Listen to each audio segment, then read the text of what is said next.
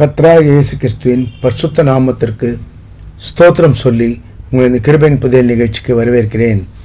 Episode 1லேருந்து 138 வரைக்கும் பார்க்காதவங்க பாருங்கள். நிச்சயமாக அவங்க இதயத்துக்கு தேவையான விஷயங்களை பேசிட்டு வரோம். நாம் யோசேப்போட வாழ்க்கை வரலாறை பற்றி தொடர்ந்து பார்த்துட்டு வரோம்.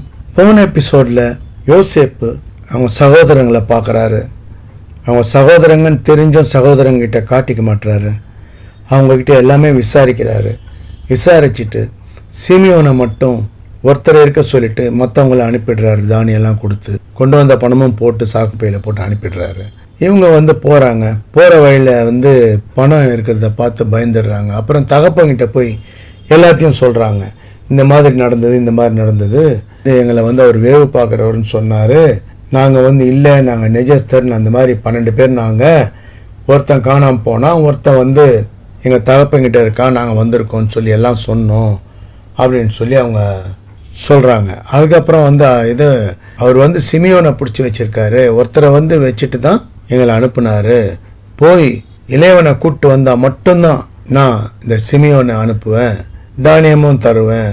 இளைய சகோதரனை கூப்பிட்டு வந்தால் தான் நீங்கள் வரணும், இல்லைன்னா வரக்கூடாதுன்னு சொல்லி கண்டிப்பாக சொல்லிட்டாரு சொல்கிறான். அப்போ தகப்பன் என்ன சொல்கிறாரு, 42ஆம் அதிகாரம் 36ஆம் வசனம். அவர்கள் தகப்பனாக யாக்கோபு அவரை நோக்கி, என்னை பிள்ளையற்றவன் ஆக்குகிறீர்கள், யோசேப்பும் இல்லை, சிமியோனும் இல்லை, பென்யமீனும் கொண்டு போக பார்க்கிறீர்கள், இதெல்லாம் எனக்கு விரோதமாக எடுக்கிறது என்றான். இதை ஒரு மன வருத்தத்தில் இந்த மாதிரி சொல்கிறாரு. ரூபன் யோசேப்பை காப்பாற்ற பார்த்தான் குழியை தள்ளும் போது. ஆனால் அவன் போயிட்டு வரதுக்குள்ளே இவன் விற்றுட்டாங்க. ஆனால் அதை அவன் சொன்னான், என் பேச்சை கேட்காம நீங்கள் பண்ணீங்க, இதால் தான் இந்த பிரச்சனைலாம் வந்ததுன்னு. அதையும் இடையில அவன் சொல்கிறான் இவங்ககிட்ட.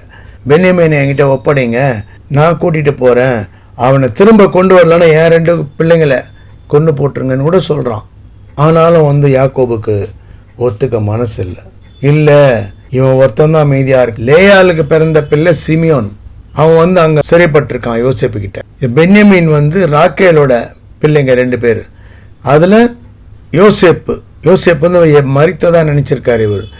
யோசேப்பு இல்லை, பென்யமீன் தான். ஸோ ராக்கேலுக்கு பிறந்தவங்க இவங்க 2 பேர். இதில் பென்யமீன் அனுப்ப மாட்டேன்னு சொல்கிறார். அதுக்கப்புறம் திரும்ப 43ஆம் அதிகாரம் 2ஆம் வசனம்.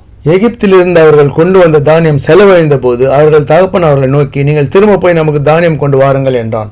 யூதா சொல்லிடுறார். யூதா, இல்லை நான் போகமாட்டேன், நீங்கள் இளையவனை அனுப்பாமல் நான் போகமாட்டேன். அவன் ஸ்ட்ரிக்டாக சொல்லிட்டாரு, பென்யமீனை அனுப்பாவிட்டால் நாங்கள் போக மாட்டோம் அப்படின்னு சொல்லி. அதுக்கு அவங்க அப்பா வாக்குவாதம் பண்ணுறார். ஏன் நீங்கள் என்ன மன கஷ்டத்துக்கு ஆக்குறீங்க, ஏன் இவன் இருக்கான்றதை நீங்கள் சொன்னீங்க அவங்ககிட்ட அப்படின்னு சொல்லி கேட்கும்போது யூதா சொல்கிறான், அவர் இந்த மாதிரிலாம் எங்களை விசாரிப்பார், கேட்பார்னு எங்களுக்கு தெரியுமா, இளைய சகோதரனை கூட்டிகிட்டு வர சொல்லுவார்னு எங்களுக்கு தெரியுமா, நாங்கள் அறிந்திருந்தோமான்னு சொல்கிறார் யூதா.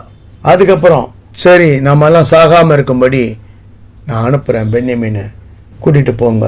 யூதா சொல்கிறான், பிள்ளையாண்டை என்னோட அனுப்பும், அவனுக்காக நான் உத்தரவாதம் பண்ணுவேன், அவனை உம்மிடத்தில் கொண்டு உமக்கு முன்பாக நிறுத்தாமற் போனால் என்னாலும் அந்த குற்றம் என்மேல் இருப்பதாக. யாக்கோபினா சொல்றார், காணிக்கா உச்சிதமான வஸ்துக்கள்ல கொஞ்சம் பிசுன் தைலம், தேனு, கந்தவர்க்கம், வெள்ளைப்போன இதெல்லாம் கொண்டு போங்க, காணிக்கா கொண்டு போங்க, அவர் மனசு இறங்குவாரு அப்படின்னு சொல்லிட்டு பணத்தை ரெட்டிப்பா, அதாவது அவர் கொடுத்ததும் நீங்க வாங்க போறது எல்லாம் சேர்ந்து பணத்தை டபுளா கொண்டு போங்க.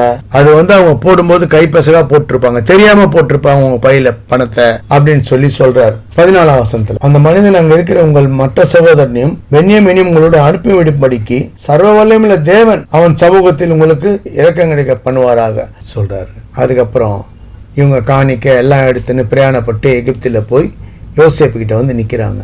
பென்யமீனும் வந்திருக்கிறத யோசேப் பார்த்துட்டு இவங்களுக்கு சாப்பாடெல்லாம் அரேஞ்ச் பண்ண சொல்கிறார், விஐபியை மாதிரி கவனிக்க சொல்கிறார். ஆனால் இவங்க என்னன்னா, நாம் பணத்தை கொண்டு வந்தோமே, சாக்கில் பணம் இருந்ததுனால நம்ம மேலே குற்றம் சுமத்தி நம்ம கழுதைங்களையும் பிடிச்சி வச்சுட்டு நம்மளையும் பிடிச்சி வச்சுட்டு போகிறாங்கன்னு சொல்லிட்டு என்ன பண்ணுறாங்க, யோசேப்பின் வீட்டு விசாரணைகளில் சேர்ந்து வீட்டு வாசல் அவனோட பேசி, ஆண்டவனே நாங்கள் தானியம் கொள்ளும்படி முன்னே போனோமே, நாங்கள் தங்கும் இடத்தில் போய் எங்கள் சாக்குகளை தெரிந்த போது நாங்கள் நிறுத்தி கொடுத்த நெறியின்படி அவனவன் பணம் நாங்கள் கொடுத்த மாதிரி எங்கள் பணம் எங்கள் பையிலே வந்துச்சு, எங்களுக்கு தெரியவே தெரியாது என்ன நடந்தது, சாக்கில் இருக்கிறத பார்த்தோம், அதை நாங்கள் திரும்ப கொண்டு வந்திருக்கோம். இதே மாதிரி தானியம் வாங்கிறதுக்கும் நாங்கள் பணம் கொண்டு வந்திருக்கோம், அந்த பணத்தை யார் போட்டதுன்னு எங்களுக்கு தெரியாது, நாங்கள் எங்கள் பையில் பார்க்கும்போது அந்த பணம் இருந்தது, எங்கள் மேலே எந்த குற்றமும் இல்லைன்னு சொல்கிறாங்க. அவன் சொல்கிறான், யோசேப்போட விசாரணைக்காரன். அதற்கு அவன், உங்களுக்கு சமாதானம், பயப்பட வேண்டாம். உங்கள் தகப்பனுடைய தேவனாயிருக்கிறவர் உங்கள் சாக்குகளை அதை உங்களுக்கு புதையலாக கட்டளையிட்டார். நீங்கள் கொடுத்த பணம் என்னிடத்தில் வந்து சேர்ந்தது என்று சொல்லி சிமியோனை வெளியே அழைத்து வந்து அவரிடத்தில் விட்டான். விட்டுட்டு யோசேப்பு வீட்டில் தண்ணியெல்லாம் கொடுத்து காலெல்லாம் கழுவ சொல்லி கழுதைங்களுக்கும் தீனியெல்லாம் போட்டு அவங்களுக்கு சாப்பிட்றதுக்கு எல்லாம் ரெடி பண்ணுறாங்க. அப்போதான் யோசேப்பு வீட்டுக்கு வந்த உடனே காணிக்கையை கொண்டு போய் அவனுக்கு கொடுக்குறாங்க. 26ஆம் வசனத்தில் பாருங்க, யோசேப்பு வீட்டுக்கு வந்தபோது அவர்கள் தங்கள் கையில் இருந்த காணிக்கையை வீட்டுக்குள் அவனிடத்தில் கொண்டு போய் வைத்து தரை மட்டும் குனிந்து அவனை வணங்கினார்கள். அப்போது அவன் சுக செய்தியை விசாரித்து, நீங்கள் சொன்ன முதிர் வயதான உங்கள் தகப்பன் சுகமாக இருக்கிறாரா, அவர் இன்னும் உயிரோடு இருக்கிறாரா என்று அவரிடத்தில் விசாரித்தான். அப்பதான் அதற்கு அவர்கள், எங்கள் தகப்பன் நல்லா இருக்காரு, இன்னும் உயிரோடு இருக்காருன்னு சொல்லி குனிந்து வணங்கினான். திரும்ப வணங்குறாங்க. அவன் தன் கண்களை ஏறெடுத்து தன் தாய் பெற்ற குமாரனாகி, கூட பிறப்பு, ஒரு தாய் பிள்ளை, இவங்க தகப்பன் எல்லாருக்கும் ஒரே தகப்பன் தான். அந்த காலத்துல அப்படித்தானே.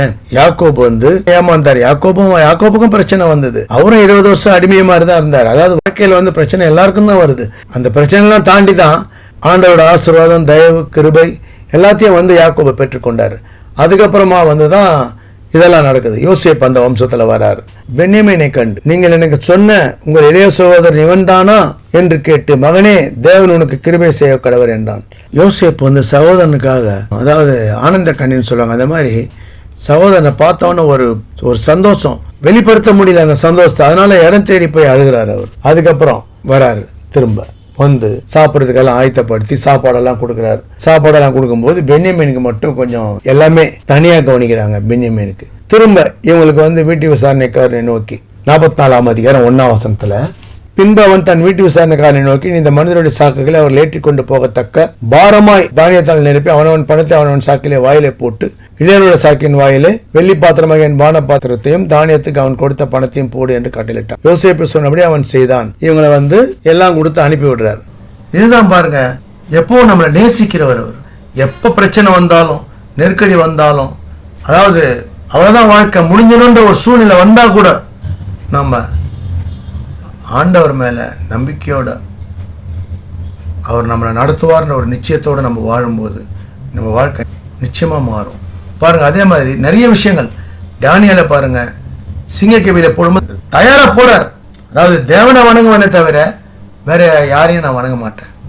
இந்த மாதிரி நிறைய நம்ம வேதத்துல பார்க்க முடியும் பாருங்க. ஆனா ஆண்டவரை சார்ந்து வாழும்போது, அவருக்கு முதலிடம் கொடுக்கும்போது, அவர் நம்ம வாழ்க்கைய மாத்துறவரா, நம்மளை ஆசீர்வதிக்கிறவரா, நம்மளை பாதுகாக்கிறவரா தான் வாழ்க்கைய மாத்திருக்கார் ஆண்டவர். அந்த மாதிரி நிறைய பேர், எனக்கு தெரிஞ்ச நிறைய பேரை சொல்ல முடியும். உதாரணமா ஒரு எபிசோட்ல ஒருத்தரை பத்தி நான் சொல்ல முடியும். ஆனா நான் வேதத்தை பத்தி, ஆண்டவரோட கிருபையை பத்தி, ஆண்டவரோட இறக்கத்தை பத்தி, அவர் எப்படி உயர்த்துறான்றதை பத்தி சொல்லணுன்றதால தான் இந்த உதாரணங்கள்லாம் சொல்றேன். அதனால நாம எந்த சூழ்நிலையிலும் சோர்ந்து போகாம, மன உடைஞ்சு போகாம, இதுதான் அவ்வளவுதான் நம்ம வாழ்க்கை முடிஞ்சதுன்ற ஒரு தவறான ஒரு எண்ணங்களை தவறா சிந்திக்காம, ஆண்டவரோட வார்த்தையை நம்ம தியானிச்சு, அவர் நம்மளை நடத்துவார்ன்ற ஒரு விசுவாசத்தோட, நிச்சயத்தோட நாம வாழும்போது, நெருக்கடி காலகட்டத்தில் கூட நம்மளை நடத்துவார் பாருங்க. அந்த நெருக்கடியை கடக்கும்படி, நமக்கு தயவு கிடைக்கும்படி கிருபையா நம்மளை நடத்துவார். வாழ்க்கையை மாத்திர ஆண்டவர் அவர். ஏன்னா வாழ்நாள் முழுவதும் நம்ம வளமான, சந்தோஷமான, சமாதானமான வாழ்க்கை வாழும்படி நடத்துகிற தேவன் அவர். அவர் நிச்சயமா நடத்துவார். தொடர்ந்து வாட்ச் பண்ணுங்க. சப்ஸ்கிரைப் பண்ணணும்னு நினைக்கிறவங்க சப்ஸ்கிரைப் பண்ணுங்க. பிடிச்சிருந்தா லைக் பண்ணுங்க, ஷேர் பண்ணுங்க. அநேக இருதயங்கள் ஆண்டவரை தொடும்படி நிறைவுக்கு வருவோம். God bless you all. இயேசு கிறிஸ்துவின் விலையேறப்பட்ட ரத்தத்திற்கு ஜெயத்தை ஏறெடுத்து அவருடைய பரிசுத்த நாமத்திற்கு ஸ்தோத்திரம் சொல்லி நிறைவு செய்கிறேன். நன்றி. தேங்க்ஸ் ஃபார் வாட்சிங். தேங்க்யூ.